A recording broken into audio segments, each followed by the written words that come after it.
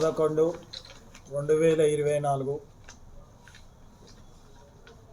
రాత్రి 11 గంటల ప్రాంతంలో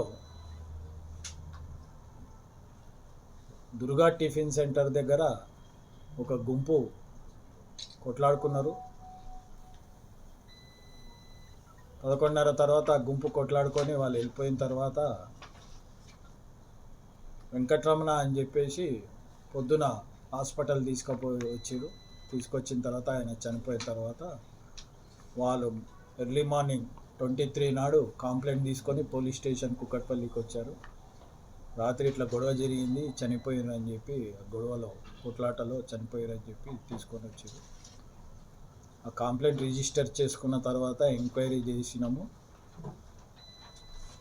ఆ ఎంక్వైరీలో సీసీటీవీ ఫుటేజ్లో చూడగా అక్కడ A1 పవన్ సిస్టరు వాళ్ళ వదిన కలిసి టిఫిన్ చేస్తున్నారు. అక్కడ ఆ టిఫిన్ చేసే భాగంలో వెంకటరమణ మరి ఇద్దరు వచ్చి వాళ్ళు టీ తాగుతున్నారు. వైన్స్ దగ్గరికి వెళ్ళి వచ్చి టీ తాగుతూ ఈ ఆడవాళ్ళని చూసి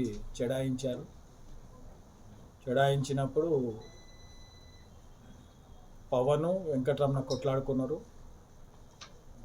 అంత లోపల A2 ఉండి శ్రీధర్ ఫోన్ చేసి మిగతా వాళ్ళని పిలిపించుకున్నారు. వాళ్ళు నలుగురు కలిసి ఈ అబ్బాయిని వెంకటరమణను కొట్టారు గట్టిగా. అక్కడనే టిఫిన్ సెంటర్లో ఈ చపాతీ కర్ర, ఆ కర్ర తీసుకొని కంతె పైన కొడితే బయటికి కనబడని గాయం లోపల అయింది. అక్కడి నుంచి మేనేజ్ చేసుకొని అందరూ విడిపోయి వెళ్ళిపోయారు. వెళ్ళిపోయిన తర్వాత నైట్ పడుకున్నాడు. పొద్దున్న లేచినాక వెంకటరమణకు వామిటింగ్స్ అయ్యి బాత్రూంలో కింద పడ్డాడు. వెంబడి వాళ్ళ తల్లిదండ్రులు హాస్పిటల్ తీసుకపోతే బ్రాడ్ డెడ్ అని చెప్పారు. ఆ కోణంలో SHO గారు ఆజం, నవీన్ అనే టీముని పెట్టి సీసీ కెమెరాలు వెరిఫై చేయగా ఆడ కొట్లాడుకున్నది నిజము. ఆడ జరిగిన విషయాన్ని తెలుసుకొని ఈ అక్యూజులను ఐడెంటిఫై చేసి ఈ నలుగురిని కస్టడీలోకి తీసుకొని ఈరోజు రిమాండ్ చేయడం అయింది. దీన్ని మర్డర్ కేసుగా రిజిస్టర్ చేసి వాళ్ళని రిమాండ్ చేసినాం. నిందితులకి చనిపోయిన వ్యక్తికి పరిచయాలు ఉన్నాయా, లేకుంటే గొడవలు ఏం పరిచయాలు లేవు, ఏం గొడవలు కూడా లేవు. ఆ టిఫిన్ సెంటర్ దగ్గర వీళ్ళు తాగిన మైకంలో ఆడోళ్ళని చూసి చెడాయించారు. ఆ చెడాయించిన భాగంలో ఇద్దరికి కొట్లాటలు స్టార్ట్ అయ్యాయి. మూసాపేట.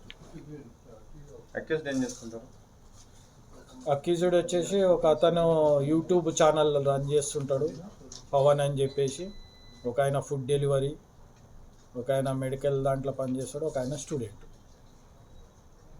ఈ చనిపోయిన అతను ఎలక్ట్రీషియన్. టిఫిన్ సెంటర్ దగ్గర కలిసి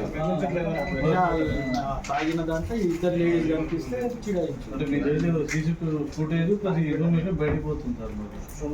సీసీ ఫుటేజ్ ఎట్లా వచ్చింది అందరికి క్లారిఫై చేయాలి.